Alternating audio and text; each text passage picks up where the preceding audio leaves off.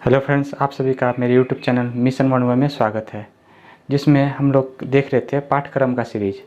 पाठ्यक्रम का सीरीज में हम लोग पहले पार्ट 1 वीडियो में देख चुके हैं कि पाठ्यक्रम का अर्थ, पाठ्यक्रम का परिभाषा, पाठचर्या का अर्थ परिभाषा, पाठ्य पुस्तक का अर्थ एवं परिभाषा। तो जिन लोगों ने पहले पार्ट 1 वाला वीडियो नहीं देखा है तो उसको पहले पार्ट 1 वाला वीडियो देख लें, क्योंकि उसका अर्थ और परिभाषा समझना बहुत इंपॉर्टेंट है। तब उसके बाद हम लोग जो है पाठ्यक्रम और तथा पाठचर्या में अंतर को देखेंगे सेकंड वीडियो में। तो आज हम लोग लेके आए हैं पार्ट 2 वीडियो, जिसमें आज हम लोग बात करेंगे पाठचर्या तथा पाठ्यक्रम में अंतर एवं पाठ्यक्रम के प्रकार। यह जो एग्जाम में बार बार पूछता है कि पाठचर्या तथा पाठ्यक्रम में अंतर लिखें, पाठ्यक्रम के प्रकार लिखें, तो इसमें आज हम लोग जो है इसको लेके आए हैं पाठचर्या तथा पाठ्यक्रम में अंतर। तो हम लोग देखते हैं पाठचर्या तथा पाठ्यक्रम में क्या अंतर है। तो सामान्य रूप से पाठचर्या एवं पाठ्यक्रम को एक ही अर्थ में प्रयोग किया जाता है। हम लोग जो है सामान्य रूप से देखते, पहले भी हम पार्ट 1 वाला वीडियो में जो है बता चुके थे कि जो है हम सिलेबस को पाठचर्या और कैरिकुलम को पाठ्यक्रम कहते हैं। तो परंतु जो एक ही अर्थ में, परंतु गहराई से दृष्टिपात करने पर इसमें अंतर स्पष्ट रूप से दिखाई देगा आपको। अगर इसमें अच्छे से इसका अध्ययन करेंगे तो आपको ज़रूर जो है इसमें कुछ ना कुछ अंतर दिखाई देगा। तो हम लोग देखते हैं पाठचर्या पाठ्यक्रम। पहला है, ये ग्रीक भाषा है का शब्द है। सिलेबस जो है ये किसका शब्द है? ग्रीक भाषा का शब्द है, ठीक है। यानी कि ये जो है क्या कहता है, यूनान का शब्द है। और पाठ्यक्रम जो है ये एक लैटिन भाषा का शब्द है जो रोम का शब्द है, ठीक है। पाठचर्या एक संकीर्ण रूप में होता है। पाठचर्या किस रूप में होता है? संकीर्ण रूप में होता है। पाठचर्या छोटा होता है। पाठ्यक्रम एक व्यापक रूप में होता है। पाठ्यक्रम एक व्यापक रूप में होता है, ठीक है। पाठचर्या एक प्रकार का सब्जेक्ट है। पाठचर्या क्या है? एक प्रकार सब्जेक्ट है जो हम लोग पढ़ते हैं, वो पाठचर्या है, ठीक है। पाठ्यक्रम एक प्रकार का कोर्स है। पाठ्यक्रम क्या है? एक कोर्स है। जैसे बीएड एक कोर्स हुआ, ग्रेजुएशन एक कोर्स हुआ, तो उसी प्रकार जो है पाठ्यक्रम एक कोर्स हो गया। अब पाठचर्या एक क्या हो गया? सब्जेक्ट हो गया, ठीक है। मतलब ये कोर्स में जो है ये सब्जेक्ट आएगा, ठीक है। तो कोर्स जो है व्यापक हो गया और सब्जेक्ट क्या हो गया? छोटा हो गया। तो वही बात यहाँ पे पाठचर्या जो है वो क्या है? संकीर्ण है और पाठ्यक्रम क्या है? व्यापक है। चौथा में हम लोग बात करते हैं कि पाठचर्या में पाठ्यों को वर्णन किया जाता है। पाठचर्या में किसका वर्णन किया जाता है? पाठ्यों का वर्णन किया जाता है। जो सिलेबस जो सब्जेक्ट के अंदर आता है तो उसको जो हम उसका वर्णन करते हैं, ठीक है। जबकि पाठ्यक्रम में पाठ्यों के नियम के अनुसार कराया जाता है। इसमें जो है अगर आपका जो है कोर्स 2 साल का है तो आपको जो है पहला साल का एग्ज़ाम देना पड़ेगा, फिर सेकंड ईयर का एग्ज़ाम देना पड़ेगा। तो एक नियम के अनुसार जो है आपका पाठ्यक्रम चलता है, ठीक है। पांचवा है, सिलेबस हर कोर्स का वार्षिक बदलता है। सिलेबस जो है हर कोर्स का क्या होता है? वार्षिक बदलते रहता है। फर्स्ट ईयर का कोर्स सब्जेक्ट अलग है और जो है मतलब सेकंड ईयर का जो है सिलेबस क्या है? अलग है। तो इस प्रकार जो है हम सिलेबस जो है बदलते रहता है। जबकि कैरिकुलम एक कोर्स का क्या होता है? एक ही होता है। जबकि कैरिकुलम जो है एक ही कोर्स का सेम रहता है। मतलब कि कोर्स जो होता है वो जो भी रहे उसमें जो है सिलेबस उसमें जो रहता है वो क्या होता है? प्रत्येक साल बदलता है। और कैरिकुलम जो होता है कोर्स का क्या होता है? एक ही होता है। छठा में देख रहे हैं हम लोग, पाठचर्या एक निदानात्मक होता है। पाठचर्या क्या होता है? निदानात्मक होता है। पाठचर्या में जो है यानी सिलेबस में जो हम लोग क्या करते हैं? उनके समस्याओं को समझते हैं, ठीक है। जबकि पाठ्यक्रम उपचारात्मक होता है। पाठ्यक्रम में क्या होता है कि उनका जो है समस्याओं को जानकर जो है उनका क्या करना? उपचारात्मक करना। ये जो है पाठ्यक्रम मतलब कैरिकुलम में आता है। तो हम लोग और आगे देखते हैं, 7वां में देखते हैं, सिलेबस में केवल उससे संबंधित विषय ही सम्मिलित होते हैं। सिलेबस में क्या होता है? उससे संबंधित जो है विषय जो होता है उसमें संबंधित होता है। जबकि कैरिकुलम में किसी विषय के अलावा शैक्षिक और सह शैक्षिक क्रिया सम्मिलित होती है। कैरिकुलम में क्या होता है कि कक्षा की क्रिया भी होता है और कक्षा कक्ष के बाहर की क्रियाएं, मतलब खेलकूद हो गया, व्यायाम हो गया, ये सब जो है कक्षा कक्ष के बाहर की भी जो है क्रियाएं सम्मिलित होती है। तो सिलेबस में जो है केवल विषय संबंधित होता है, विषय जो है इसमें सम्मिलित होता है। जबकि कैरिकुलम में जो शैक्षिक क्रियाएं तथा शैक्षिक क्रियाएं, शैक्षिक क्रियाएं हुआ कक्षा कक्ष की क्रियाएं और शैक्षिक क्रियाएं जो हो गया वो कक्षा कक्ष से बाहर की क्रियाएं, दोनों जो है कैरिकुलम में क्या होती है? सम्मिलित होती है। 8वां में हम लोग देखते हैं, सिलेबस में परीक्षा संबंधी गतिविधियां द्वारा किया जाता है। सिलेबस की जो होता है वो अंतिम में क्या जाता है? इनका जो सिलेबस में जो है अंतिम में परीक्षा लिया जाता है सिलेबस का, उसी सिलेबस का परीक्षा लिया जाता है। जबकि कैरिकुलम के द्वारा में जो है क्या कहता है? मूल्यांकन किया जाता है। कैरिकुलम में क्या कहता है? मूल्यांकन क्या होता है, ठीक है। अगला देखते हैं 9वां में, इसकी उपलब्धि मापनी होती है। इसकी उपलब्धि क्या होती है? इसकी अचीवमेंट जो होती है वो क्या होती है? मापनी होती है, मापा जाता है। इसमें देखते हैं, इसमें समस्त प्रभाव मापनीय नहीं होते। इसमें समस्त प्रभाव जो होते हैं वो मापनीय नहीं होते हैं। 10वां पॉइंट है, इसमें औपचारिक प्रक्रिया समाहित होती है। इसमें क्या होती है? औपचारिक प्रक्रिया। केवल जो है सिलेबस में जो है कक्षा कक्ष की क्रियाएं जो है वो सम्मिलित होती है। औपचारिक का मतलब हुआ कक्षा कक्ष की प्रक्रियाएं ही सम्मिलित होती है, सिलेबस के अकॉर्डिंग ही उसको जो है पढ़ाया जाता है। तो कक्षा में जो है सिलेबस पढ़ाया जाता है, तो ये केवल औपचारिक प्रक्रिया सम्मिलित होती है। 10वां में है, इसमें औपचारिक तथा अनौपचारिक दोनों क्रिया सम्मिलित होती है। कैरिकुलम का मतलब हुआ कि औपचारिक मतलब हुआ कक्षा कक्ष की जो क्रियाएं हुआ, और अनौपचारिक का मतलब हुआ समाज द्वारा, माता पिता द्वारा, परिवार द्वारा, ये सब के जो है से भी जो है सीखा जाता है। तो इसको हम लोग बोलेंगे कि ये कैरिकुलम में जो है औपचारिक तथा अनौपचारिक दोनों क्रियाएं क्या होती है? सम्मिलित होती है। 11वां देखते हैं, सिलेबस द्वारा बालकों के व्यक्तित्व का विकास होता है। सिलेबस के द्वारा जो है जो मतलब कक्षा में जो पढ़ाया जाता है सिलेबस, उसके द्वारा जो है बालकों के क्या होता है? केवल व्यक्तित्व का ही विकास होता है। और कैरिकुलम द्वारा बालकों के व्यक्तित्व का सर्वांगीण विकास होता है। इसमें क्या होता है? सर्वांगीण विकास होता है। बालकों का शारीरिक विकास, मानसिक विकास, सामाजिक विकास, नैतिक विकास, आध्यात्मिक विकास, सामूहिक विकास, है ना, सांस्कृतिक विकास, मतलब कैरिकुलम के द्वारा जो है बालकों का सर्वांगीण विकास होता है। 12 में हम लोग देखते हैं, सिलेबस एक दस्तावेज है। सिलेबस क्या है? एक दस्तावेज है, एक पुस्तक है ना, जिसमें किसी विषय शामिल होते हैं। जिसमें क्या होते हैं? एक विषय शामिल होते हैं। सभी विषय जो है एक पुस्तक, एक दस्तावेज में शामिल होते हैं, जिसे हम लोग सिलेबस मतलब पाठचर्या कहते हैं। 12 में है, कैरिकुलम समग्र सामग्री होता है। कैरिकुलम में जो है क्या होता है? समग्र ऑल ओवर जो है मतलब सामग्री जो है उसमें क्या होती है? जुड़ी होती है, जिसमें समस्त शैक्षिक प्रणाली शामिल होती है। जिसमें जो है समस्त शैक्षिक प्रणाली क्या होती है? समस्त शैक्षिक प्रणाली शामिल होती है। अगला है 13 में है, सिलेबस एक विषय के लिए सेट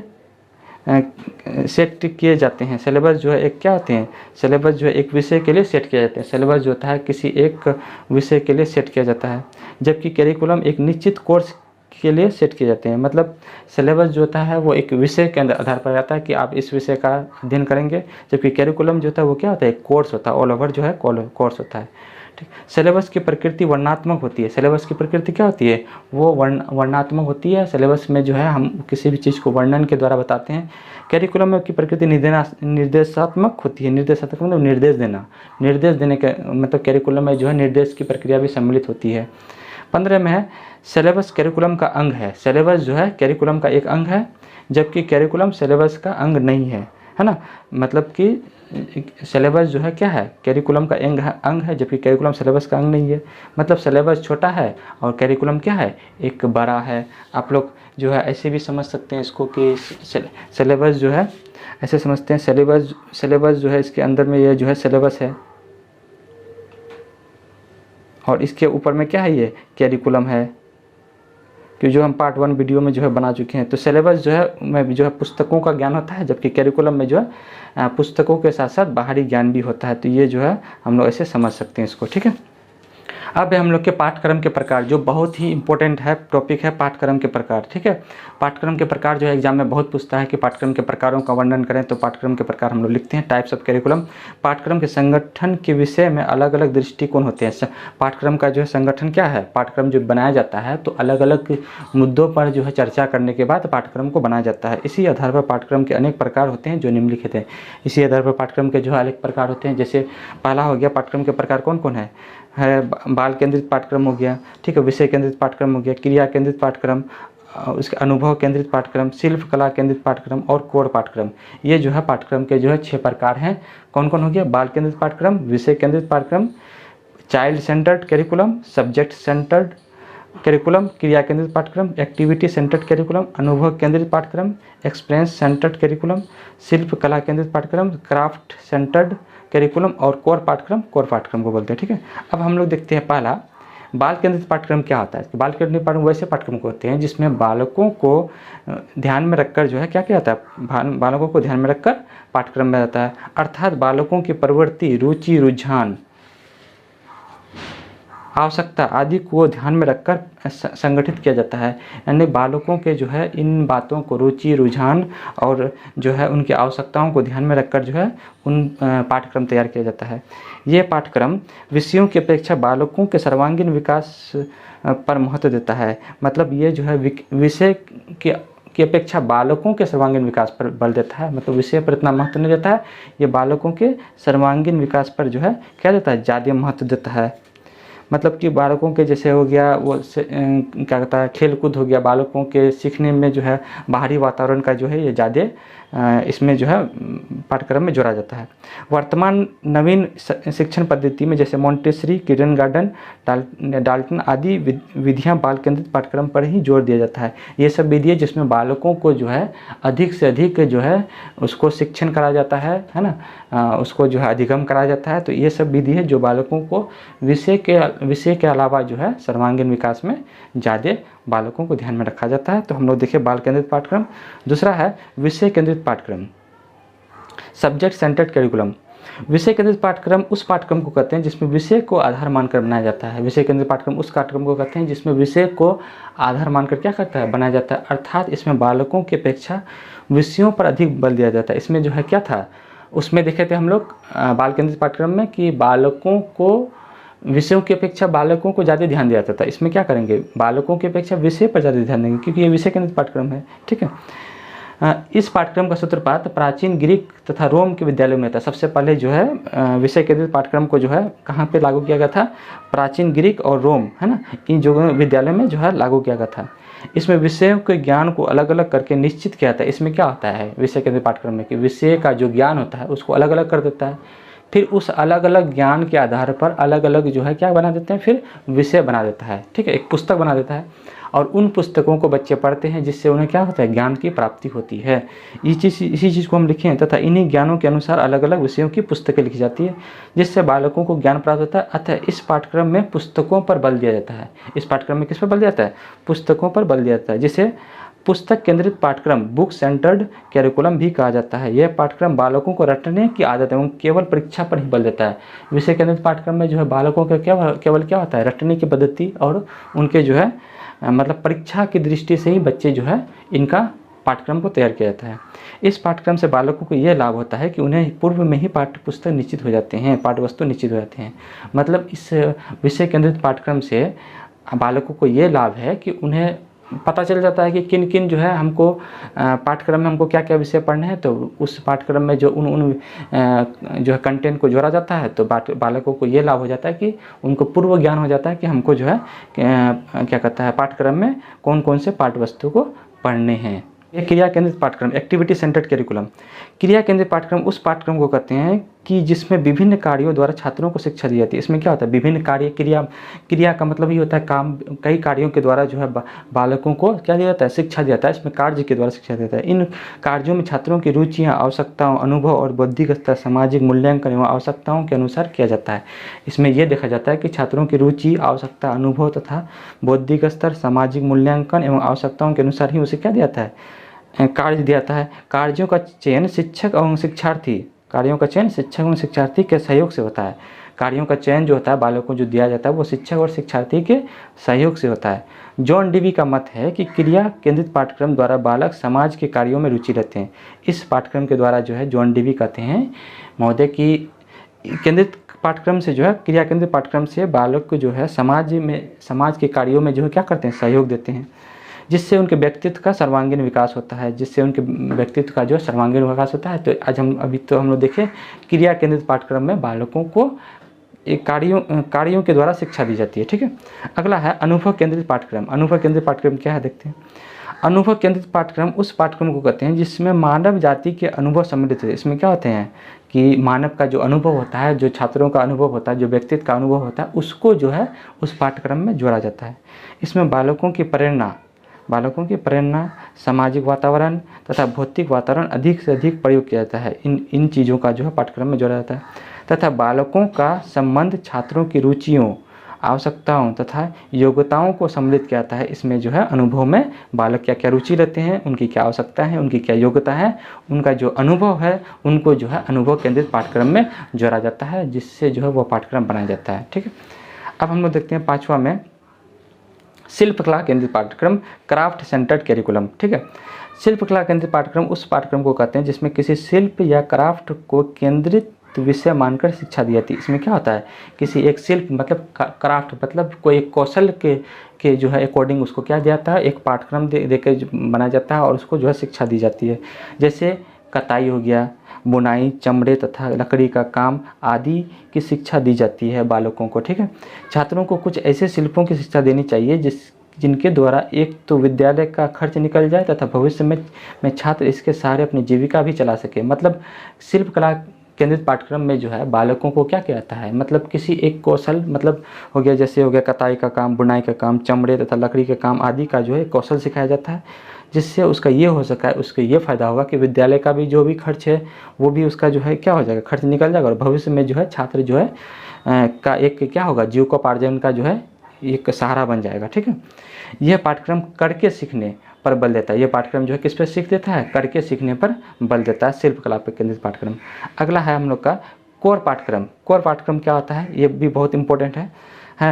ये पाठ्यक्रम अमेरिका की देन है। ये पाठ्यक्रम जो किसकी देन है, कोर पाठ्यक्रम अमेरिका की देन है। इस पाठ्यक्रम में कुछ विषय अनिवार्य तथा अधिक विषय ऐच्छिक होते हैं। इसमें क्या होता है, कुछ विषय जो होते हैं वो अनिवार्य जो आपको कुछ विषय लेना है और अधिक विषय जो है ऐच्छिक होती हैं। ऐच्छिक का मतलब इच्छा के अनुसार, ठीक है, बालकों को लेना है।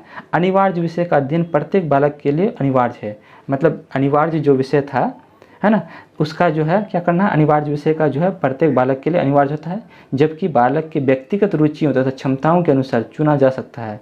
जबकि बालक के जो है वो मतलब ऐच्छिक विषय जो था वो रुचियों की क्षमताओं के अनुसार जो इस पाठ्यक्रम के द्वारा बालक की व्यक्तिगत तथा सामाजिक समस्याओं के संबंध में ऐसे अनुभव दिए जाते हैं।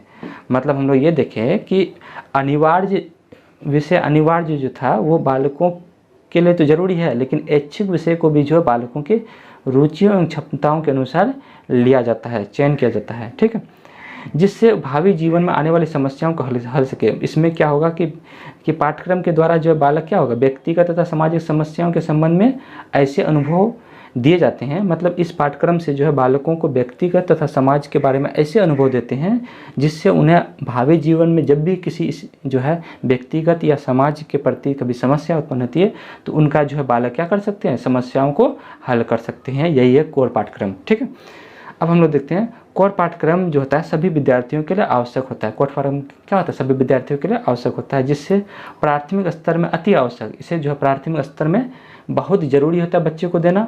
माध्यमिक स्तर पर आधे समय के लिए, माध्यमिक स्तर में जो है इसका जो है मतलब कोर पाठ्यक्रम कम होते जाता है और उच्च स्तर में इसकी मात्रा क्या होती है, घट जाती है। कोर पाठ्यक्रम जो होता है वो क्या है, एक ऐच्छिक विषय को जोड़ा जाता है एक अनिवार्य विषय के साथ। आप बच्चों को अनिवार्य विषय तो बहुत ज़रूरी है ही, तथा उनके रुचि एवं योग्यताओं के अनुसार जो है बच्चे अपने ऐच्छिक विषयों को भी रख सकते हैं, जिससे उनमें उत्पन्न व्यक्तिगत तथा सामाजिक समस्याओं को जो है बच्चे आने वाले समय में वो क्या हो सके, उसका एक समाधान कर सके और जीविकोपार्जन जो है वो क्या कर सके, उसको पूरा कर सके।